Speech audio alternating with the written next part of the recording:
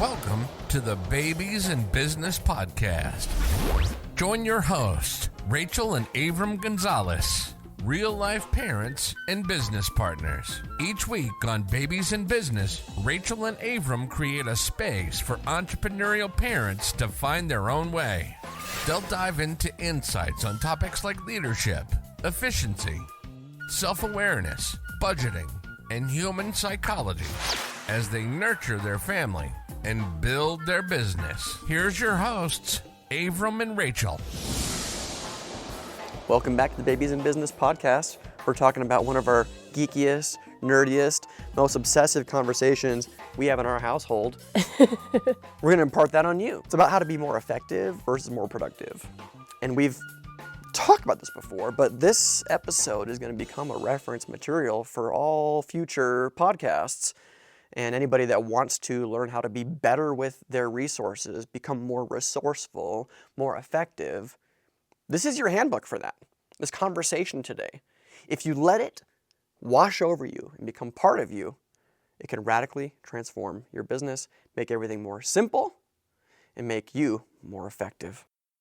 Yes. Yes. She's looking at me. She's so excited, but has nothing else to say yet until I prompt her with where we begin.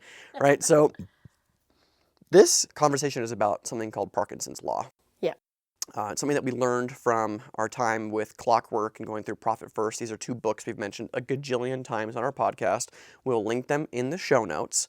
So what is Parkinson's Law, Rachel? Why is it important? Oh my gosh.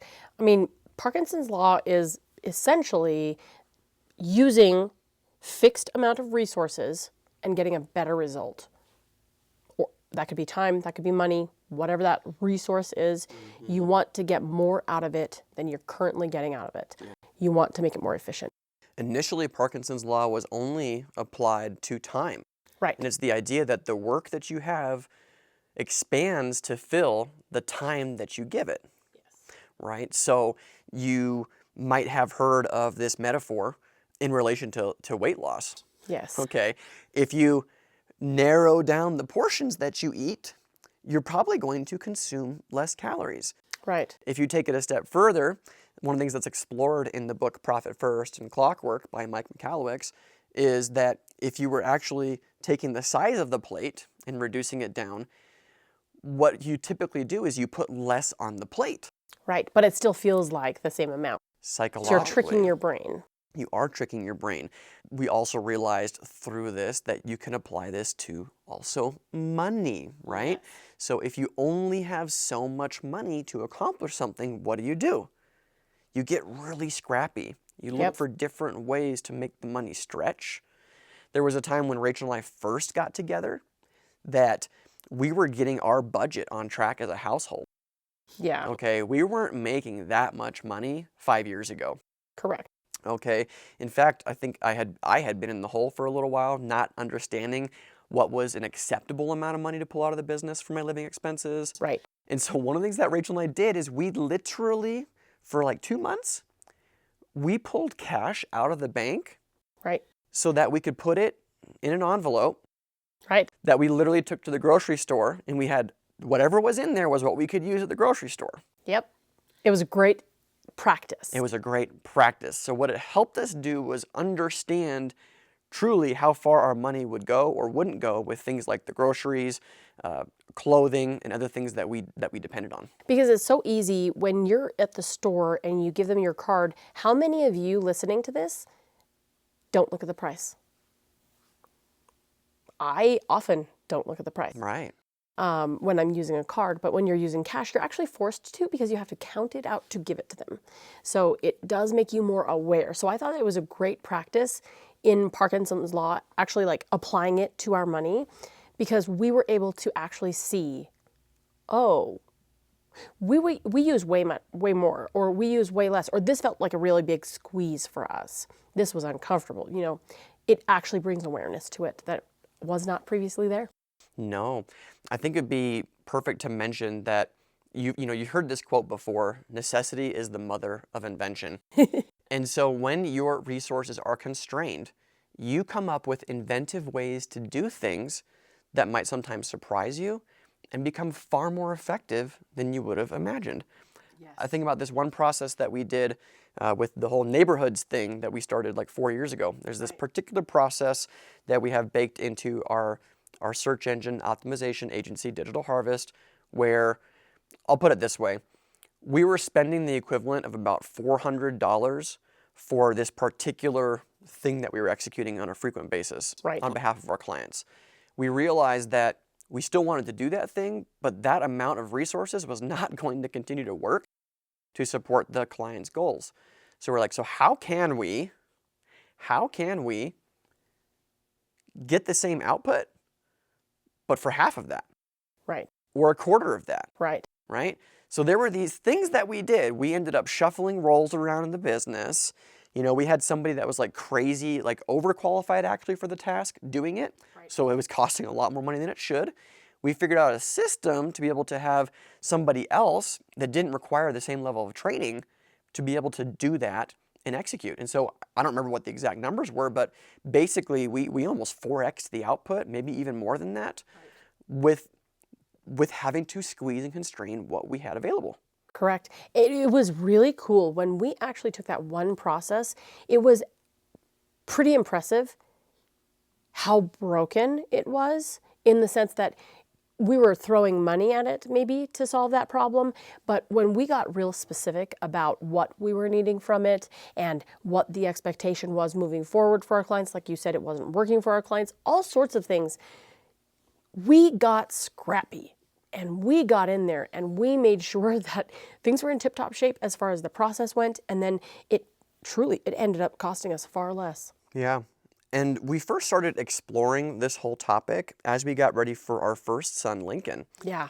You know, we knew that we wanted to have children, and we also knew that when we had our first child, we wanted to have a lot of time at home and not have to be working. Right. So we spent like a year and a half getting ready for Lincoln's arrival, putting in place all of the systems, all of the people and everything so we could take significant time off when he arrived. Why am I sharing that? Because kids change your life. Yes. I didn't know how much they would change my life, but I knew that everybody says you're going to have zero time.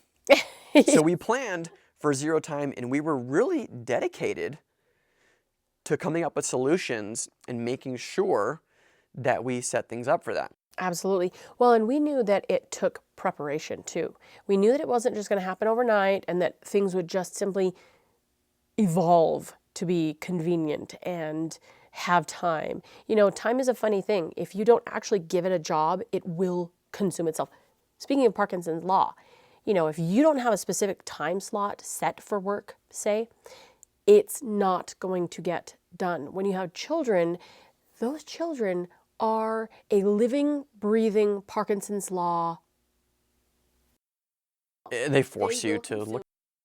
They will consume all of your energy if you will give it to them. Yeah. And that's wonderful. I mean, wonderful in the sense that they're going to require from you what they need. But if you're not really watching, you're not going to have time for anything else. Yeah, you might be consumed. Exactly. So we saw that there was that tipping point of preparation and this child that would come into our life and would change everything. I mean, it changed sleep, it changed so much stuff. So we knew that we had to become efficient by the systems that we put in place and many other things. So right now, you know, what's really cool is the second baby has really also kind of pushed us in an additional way. Yeah, we got really comfortable with what we had built before. Yeah. And then we had our time strained again. Yep. And we're like, look, we can't sustain this, nor do I want to feel like how we have felt, which is just really squeezed between the business life and then our children. And then it's like, well, what do we have left? You know, we've had some podcasts lately about date night. You know, we have to carve out date night well ahead of time or it doesn't happen. I've even heard other entrepreneurs do something with Parkinson's law, which is they will plan all of their social events and, you know, with their family, friends, and then they will plan all of their like vacations and fun stuff with friends before they put all their business stuff onto the calendar. That's a good idea. right? Because once it's on there, you're not going to invade that space and start putting business things on top of it. Right. Right. But you have carved out the time for the things that you say are the most important. So I think that was a great tip that you just dropped Yeah, that I wanted to highlight was like you just put the time on your calendar for specific things. exactly. It's half of the battle is carving it out and saying this is dedicated to this Absolutely. and then following it. Right. Well, and then, and then you can see, okay, so this is time investment, it's money investment, it's whatever those things that go around making that thing happen, you're going to make those plans to make it happen. If it's a vacation, you're going to be putting money aside. You're going to be making plans as far as like the hotel or where you're going or the driving, all those things. And you just apply that to other aspects of your life, whether it's at home. If you need to schedule doing your chores around your house, you can do that too. Anything that helps you be more consistent and using your time, because if you're not choosing what you're doing with your time, it's definitely just going to pass by. That's the point of this whole thing. Exactly. Right? So it's being intentional with your time, resources, all this stuff, getting more out of it. So you could take a whole day and do nothing and just be with your children, that is something, but you could also involve the kid in maybe folding their laundry, putting it away. That's a really great skill for kids to have, but also it's time with you. So you can be creative about how you use your time. Mm-hmm. For me, I want to be with my boys and I want to be creative with how I do the things that I still want to do around our house. Yeah. So there's some past episodes that we've recorded. We're going to throw them in the show notes here. One of them is a past episode about how we lowered our operating expenses like 27% using profit first. So the idea of constraining our money. Yeah. What we discovered was once we looked at it, oh my God, we are overspending on so much stuff that we like either underuse or don't use at all. Right. And that's a whole fun exploration for you to go check out there. It's the full exploration of Parkinson's law as it applies to money. Yeah. There's several episodes we're going to link in the show notes that have to do with this exact conversation and more application for Parkinson's law and how you manage time, how you manage your team resources, Right. what their skill sets and things. Everything in your business and in your household actually does have limitations on it. Right. And so you have to work within those, and you also have to constrain them in order to get the most out of them. Right. That is the whole purpose. And the boundaries that you set for yourself must be boundaries you do not cross. So with us, with Profit First, we have bank accounts that house the different money for the different purposes, and you must respect those and never steal from them. So if it is time that you're creating boundaries around, do not steal from that time. If it's family time, if it's business time, whatever that is, make it so that you're actually investing that time there and you will get more out of it. Otherwise, this experiment, it could start as an experiment for you, but this experiment is not going to work if you don't give it your full effort of just looking at it and being aware of what's going on.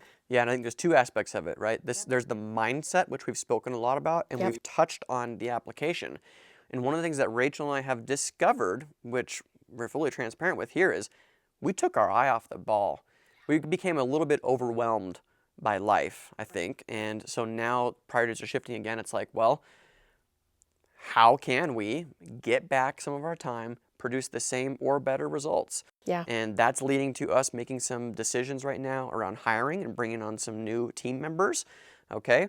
And that's going to be the first step for us getting some time back, right? It's something that we've done before, Right. but it's just been a while. Right. Yeah. And so my point is that it's an ongoing process, and I think it goes in phases, right? Sometimes you're like really on it and obsessed with it, and sometimes it can take a back seat, and then you realize, oh crap, Right. Right. But really, whatever it is in your life that's constraining your time, whether it's a sick parent or a dog that just passed, whatever those things are that are going on that have kind of changed your thoughts in how you're getting things done, or maybe you're looking at the end of the year. We're approaching the end of the year. We're in the last quarter, looking back at your year and wondering, where did it go? Where did it go, and where do your goals stand? Stuff like that. When you're looking at stuff like that, you can really feel like it didn't really work out. So you can see what you have, make some goals. Parkinson's law is a really great thing that you can use to consider when setting goals, because you are going to set specific, measurable things.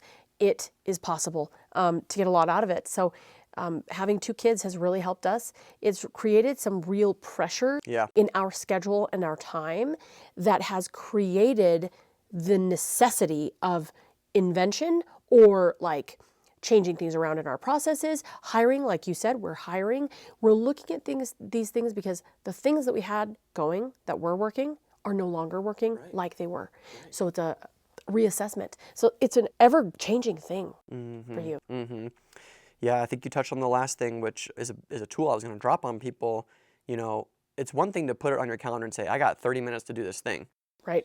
It's another thing when you have a meeting that starts in 30 minutes and you have to get the thing done before you start. Right. So you can try to fake yourself out with the scarcity of your time. Right. You know, by breaking this down and shortening your time to use Parkinson's law and really get it done. Or you can create real scarcity, like adding a meeting or adding a social thing to get to. Or usually if you put somebody else attached to a timeline and you know that you're going to inconvenience them by going over, that's a great recipe to create some real pressure and urgency to help you fully utilize Parkinson's law in the time that you have available. Agreed. Absolutely. Yep. Just so happens to be that kids has been the thing that really forced us. Yeah, we're like, you know, he could wake up as early as 15 minutes. You know, that kind of thing really gets you going. It's like, okay, so if we get nothing else done today, what is that thing? Well, this is an example of it right now. We're recording. This is the second one we're recording in this batch because he'll be down for about 30 to 45 minutes. We're going to finish this one and he'll probably be awake really soon. So this is what we could do with the time that we had. Exactly. So were we out here farting around before we started clicking record? Nope. We already had our notes taken. We had everything. We had everything set so that when we put him down, we could go. Exactly. Right. So Parkinson's law in action. Hey, we got a question for you. All right. This has been a great discussion today. Refer back to this in the future for both the mindset and the tactics around Parkinson's law and how to use it to become more resourceful and more effective. Question for you today. What's something you accomplished with limited resources that surprised you? So it could be personal, could be professional, but like, where did you have to get really scrappy recently and you produced something great? I'm thinking about like Halloween coming up, right? Oh, yeah. You know, so we're going to have to probably get scrappy with certain things that are going to be included in these costumes, right? Because, you know, maybe you can't just order it online. Right. You're going to have to figure out how to make it, how to create it, and I think it will surprise us. So what's that version for you? We're on Facebook and Instagram at Babies in Biz Pod. You'll see the community posts there on those pages. We'd love to hear your responses, hear from you, and maybe it will inspire a future episode. So with that, we appreciate you for listening in. Make sure to hit those 5 stars on Apple Podcasts and Spotify. With that, we appreciate you for listening. Bye for now. Thanks for tuning in to this week's episode of the Babies in Business podcast. Who do you know that would benefit from hearing this episode? Share it with them and post about it on social media. You can find the show notes for this episode, free downloads, and connect with the rest of the community at babiesandbiz.com. We'll see you next time.